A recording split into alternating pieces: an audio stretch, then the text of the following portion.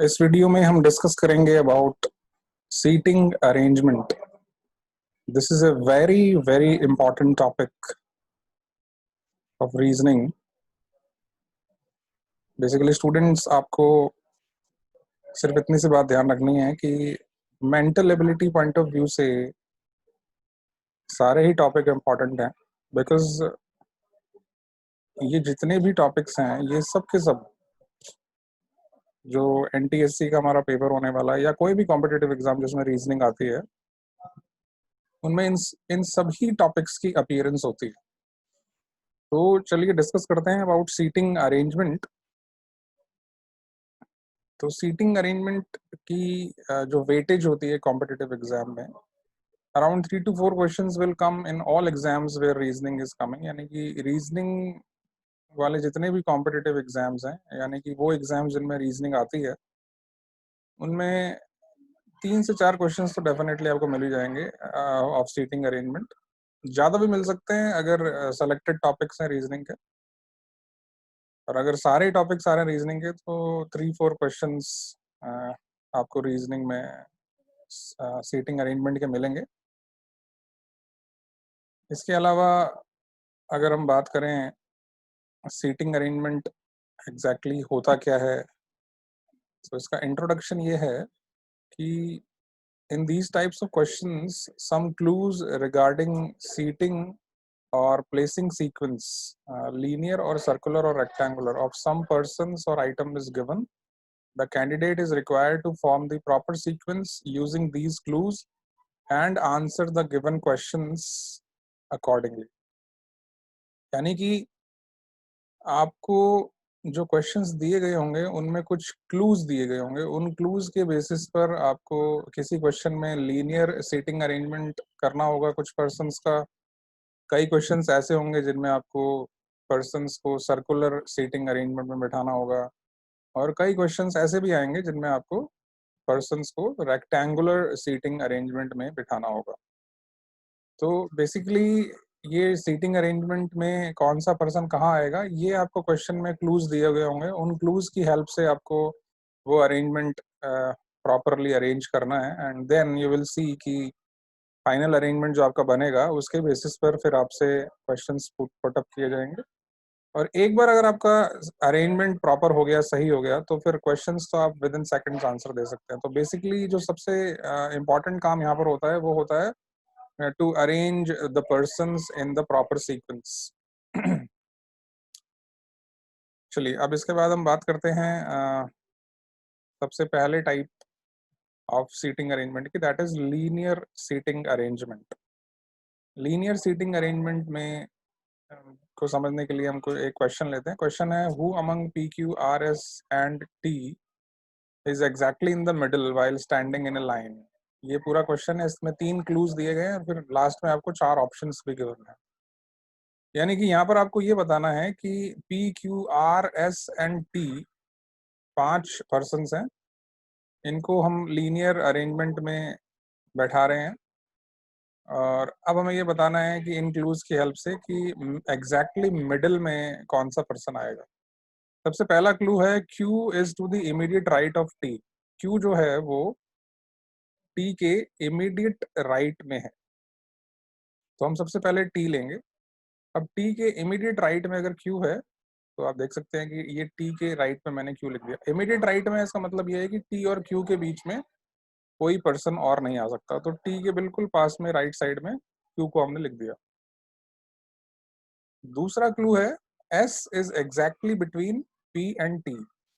अब देखिए T के राइट साइड में तो Q आ गया, तो अब S जो है वो P और T के बीच में है, तो इसका मतलब अब जो S जो है वो T के लेफ्ट साइड में आ सकता है, और फिर उसके भी लेफ्ट साइड में जो है वो P आ जाएगा। तो P और T के बीच में हमने यहाँ पर S को अरेंज कर दिया। अब देखिए S जो है वो Q वाली साइड इसलिए नहीं आ सकता था क्योंकि T के बिल्कुल राइट साइड में Q को पहले क्लू में हमें बोल दिया गया है, इसलिए हम T के राइट साइड में Q के अलावा और किसी को नहीं बैठा सकते। डेफिनेटली T के लेफ्ट साइड में ही S को बैठाना पड़ेगा, और फिर क्योंकि P और T के बीच में S है इसलिए एस के लेफ्ट में हमें टी लिखना पड़ेगा। और फिर third clue is saying Q is exactly between T and R. Q जो है वो टी और आर के बीच में है। तो देखिए टी के राइट में क्यू है, तो टी और आर के बीच में आने के लिए क्यू के राइट में हमें आर को अरेंज करना पड़ेगा। तो अब देखिए क्यू जो है वो टी और आर के बीच में आ गया। तो अब ये जो अरेंजमेंट है इसमें ये तीनों क्लूज फुलफिल हो रहे हैं। आप इन तीनों क्लूज को जज कर सकते हैं, ये तीनों इस सीटिंग अरेंजमेंट को एग्जैक्टली सेटिस्फाई करते हैं। तो अब ये जो सीटिंग अरेंजमेंट है इसके बेसिस पर हमसे क्वेश्चन में पूछा गया है कि इनमें इन पांचों में से एग्जैक्टली मिडिल में कौन बैठा हुआ है या मिडिल में कौन स्टैंड कर रहा है, स्टैंडिंग इन ए लाइन। तो मिडिल में आप देख सकते हैं इजीली कि यहाँ पर मिडिल में कौन है, टी है।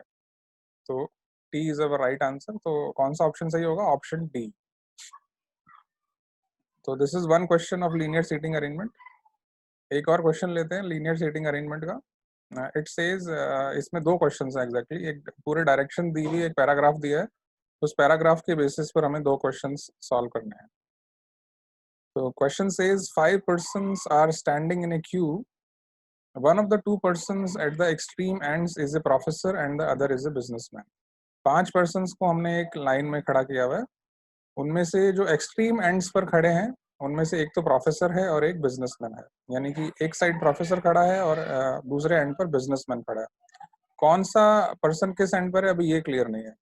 फिर लिखा है an advocate is standing to the right of a student. Advocate जो है वो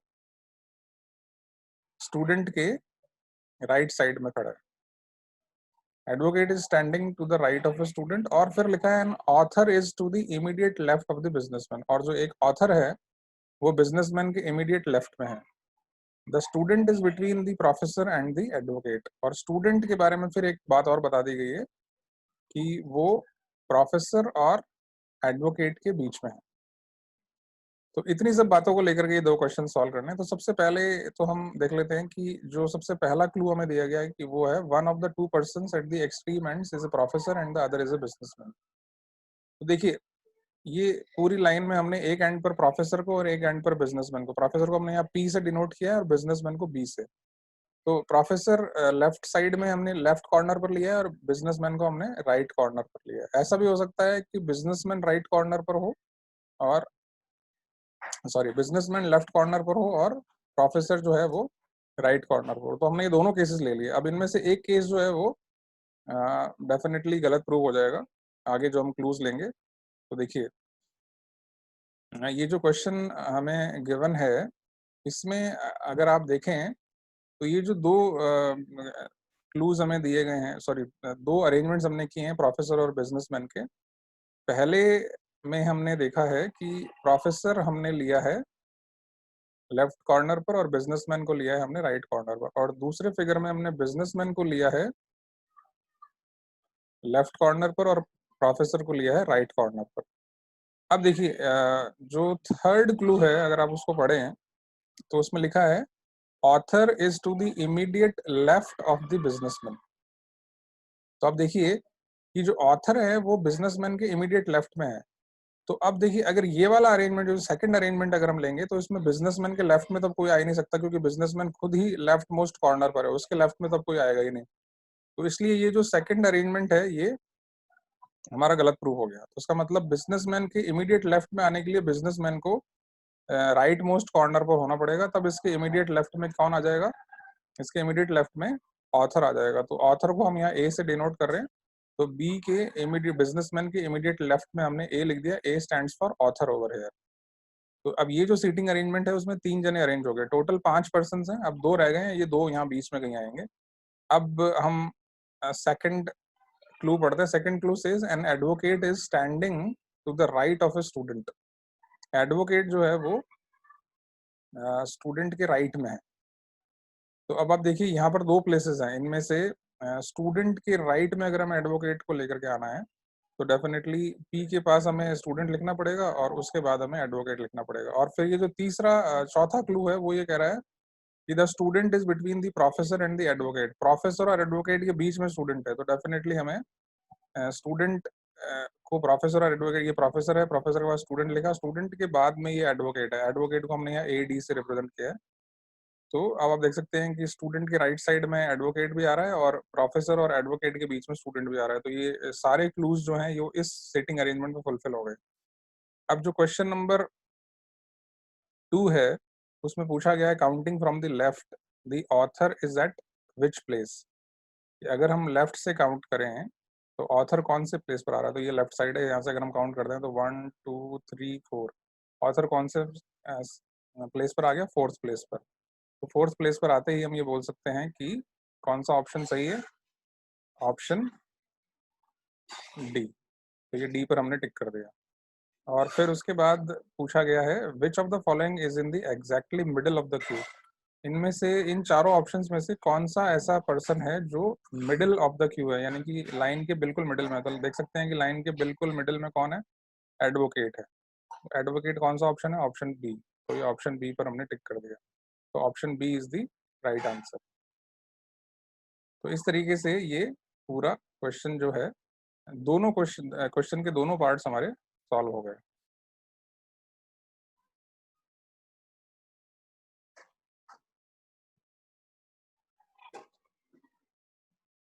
इसके बाद स्टूडेंट एक और अरेंजमेंट है, that is circular seating arrangement. Circular seating arrangement अगर हमें क्लियर हो जाता है तो रेक्टेंगुलर और सर्कुलर ऑलमोस्ट सेम ही होते हैं। बस उसमें सर्कुलर के अंदर हमें एक सर्कल के चारों तरफ पर्सन्स बैठाने होते हैं और रेक्टेंगुलर में हमें रेक्टेंगल के चारों तरफ पर्सन्स को अरेंज करना होता है। तो इन दोनों में ज़्यादा प्रॉब्लम नहीं आती अगर हमें एक इनमें से कोई सा भी एक आ गया। तो सर्कुलर की अगर हम बात करें तो सर्कुलर में क्वेश्चन दिया गया है 5 persons were playing cards game sitting in a circle. 5 persons were playing cards game sitting in a circle, all facing the center. Mukund was to the immediate left of Rajesh, Vijay was to the right of Anil, and between Anil and Nagesh. तो question में पूछा गया who was to the immediate right of Nagesh. ये चार options हैं। तो सबसे पहले तो हम यहाँ पर एक सर्कल बना लेते हैं, उसमें 5 प्लेसेस पहले से मार्क कर देते हैं कि ये 5 प्लेसेस हैं। इन 5 प्लेसेस से जो भी पर्सन आएंगे वो सब सेंटर की तरफ फेस करके बैठे होंगे, ऑल फेसिंग द सेंटर ऐसा लिखा हुआ है। अब इसमें कोई पहला क्लू है Mukund was to the immediate left of Rajesh. अब इन पांचों में से किसी भी जगह पर अगर आप मुकुंद को बिठाएं तो वो राजेश के इमीडिएट लेफ्ट में होना चाहिए। तो लेट सपोज हमने मुकुंद को यहाँ बैठाया, तो मुकुंद को यहाँ बैठाते ही अब हमें राजेश को यहाँ बैठाना पड़ेगा, क्योंकि इस अगर राजेश यहाँ आएगा तभी राजेश के लेफ्ट में यहाँ मुकुंद आएगा। तो अब हम क्या करेंगे, यहाँ राजेश को बैठा देंगे। तो M stands for Mukund and R stands for Rajesh. तो मुकुंद और राजेश एडजस्ट हो गए। अब ये जो 3 प्लेसेस बचे हैं इनमें जो रिमेनिंग 3 पर्सन हैं वो आएंगे। वो 3 पर्सन कौन कौन से हैं, विजय, अनिल एंड नागेश। तो अब दूसरा क्लू कह रहा है Vijay was to the right of Anil and between Anil and Nagesh. तो विजय जो है वो अनिल और नागेश के बीच में है। तो डेफिनेटली इन 3 प्लेसेस में बीच वाला प्लेस तो ये वाला ही है। तो डेफिनेटली यहीं पर विजय को आना पड़ेगा। और क्योंकि वो अनिल के राइट में है तो इधर अनिल को आना पड़ेगा। तो हम यहाँ अनिल को अरेंज कर देते हैं। अनिल के अब राइट साइड में क्या आ जाएगा, ये विजय आ जाएगा। और अनिल और नागेश के बीच में विजय है। तो अब ये जो लास्ट प्लेस बच रहा है ये नागेश से अरेंज हो गया। तो N stands for Nagesh, V stands for Vijay, A stands for Anil, R stands for Rajesh and M stands for Mukund. तो अब क्वेश्चन में पूछा गया था who was to the immediate right of Nagesh. Nagesh के इमीडिएट राइट में कौन है। तो देखिए नागेश के लेफ्ट साइड में तो विजय है, ये नागेश का राइट साइड ये वाला है। तो नागेश के राइट साइड में कौन आ गया, मुकुंद आ गया। तो नागेश के राइट साइड में मुकुंद आते ही हम किस पे टिक कर देंगे, मुकुंद पे। तो Mukund is our right answer. So this is how we can solve questions based on seating arrangement.